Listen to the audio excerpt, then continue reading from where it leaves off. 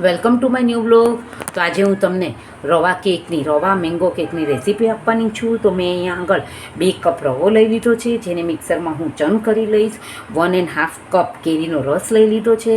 1 cup sugar લઈ લીધી છે તૂટી ફ્રૂટીમાં, જેમાં મેંદા છાંટી અને એને કોટ કરી લીધું છે. અહીંયા 1/4 કપ તેલ લીધું છે અને આ દૂધ લીધું છે, જે આ એક્ઝેક્ટ 2 કપથી થોડુંક ઓછું છે. અને આ બેકિંગ પાવડર 2 ટીસ્પૂન લઈ લીધું છે. એટલે હું સૌ પ્રથમ આ જે રવો છે આપણો 2 કપ એને ચર્ન કરી લઈશ મિક્સરમાં. તો તમે જોઈ શકો છો કે મેં ઓવનને પણ પ્રીહીટ કરવા મૂકી દીધું છે. આપણો રવો પીસાઈ ગયો છે. હવે હું આમાં ચાળી લઈશ.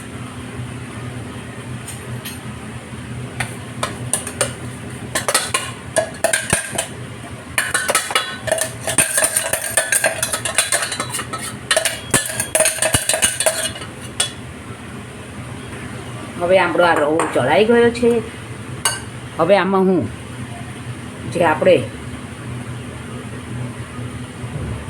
1/4 કપ તેલ લીધેલું એ મેં એમાં નાખી દીધું છે.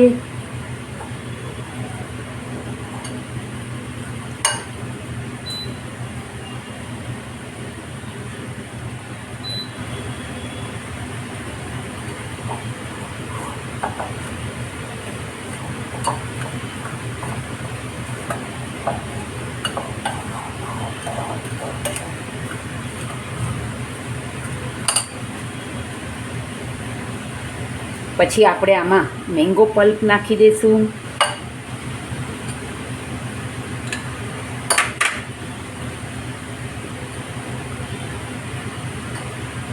પછી આમાં આપણે પાવડર સુગર નાખી દઈશું.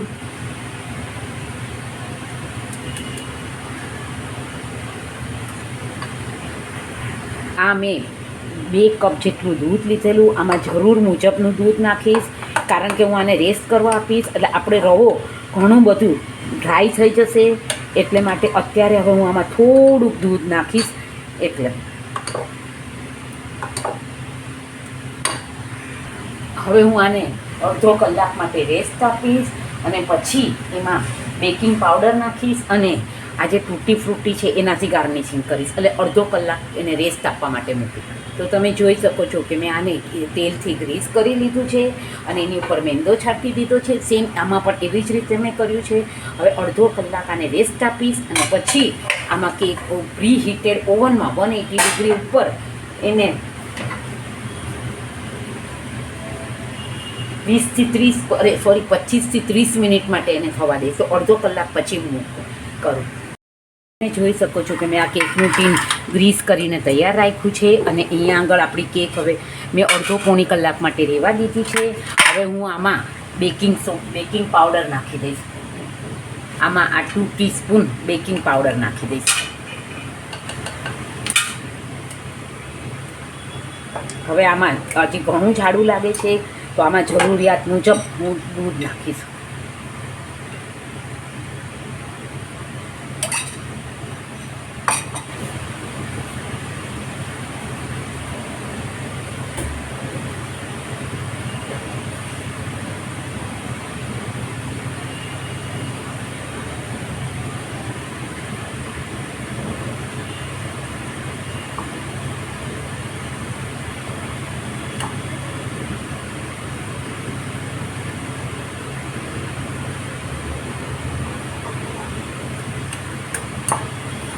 તો તમે જોઈ શકો છો મેં 1 કપ જેટલું દૂધ આમાં નાખી દીધું છે અને હવે હું આમાં આ મેં જે ટીન તૈયાર રાખ્યું છે એમાં હું નાખી અને 200 ડિગ્રી પર 25થી 30 મિનિટ માટે બેક કરવા મૂકી દઈશ. મેં ઓવનને પણ પ્રીહીટ કરી દીધું છે.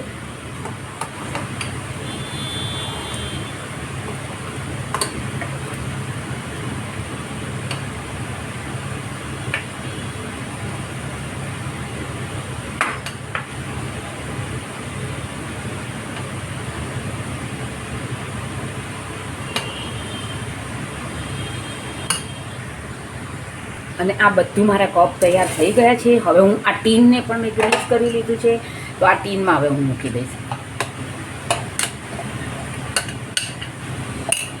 અને હું હવે આમાં આ તૂટી ફ્રૂટી પણ નાખી દઉં છું.